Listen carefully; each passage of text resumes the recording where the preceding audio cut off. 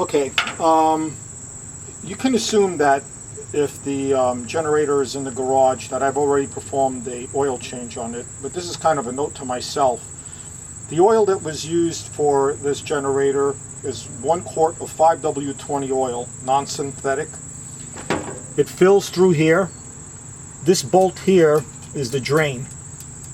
So again, you drain the oil, fill it from here. This yellow mechanism is also a way of checking the oil level, and that's done by unscrewing the cap, wiping down any oil residue that's on here. I don't have a rag, so I won't do that.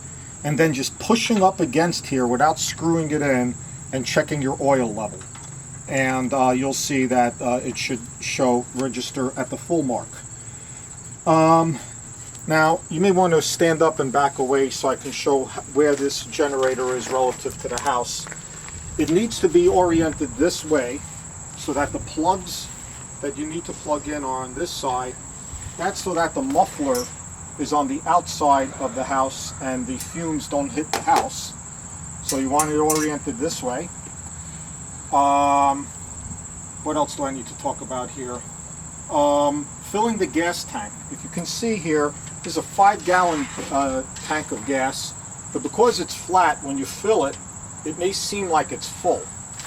So it's kind of deceptive. What you want to do is, when filling it, surround this hole here with rags as you're filling it with gas. In a situation where the sump is constantly running, you may need to fill this thing while it's running, which is not recommended. But you'll have to have a couple of people around you to make sure that if there's any gas drips, that they don't get down to the engine, which could possibly cause some problems.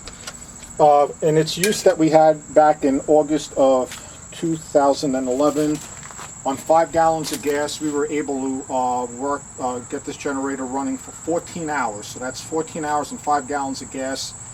But I wasn't running the heating system, which may make things worse than the 5-gallon, 14-hour estimate here. Now, this yellow plug. What you're going to want to do next is you need to plug this yellow plug in into 2 different slots. You'll notice here that this yellow plug has 4 prongs. It's a 220 volt plug, as was explained to me. And if you could get here and I can show how this needs to be plugged in, the best trick is to look for that one plug that's bent and align that with the one that is bent here on the female side, and it needs to be completely flush. Now, if you can get here to show how the white kind of touches against the black, if you can shoot it from the top. So that's one thing. Then on the side of the house, and I'll show you what this looks like in the basement, we have the opposite end that needs to be plugged in. Again, look for this bent piece here, which should match up to the bent male piece here. And you want to do this before a storm, as opposed to what I did when the storm hit in August of 2011 and I got soaked. Notice how much white space there is here. This is what it should look like when it's plugged in. All right, it's real important. Do that again. Bent piece here, not completely flush, but you're going to feel it popping in.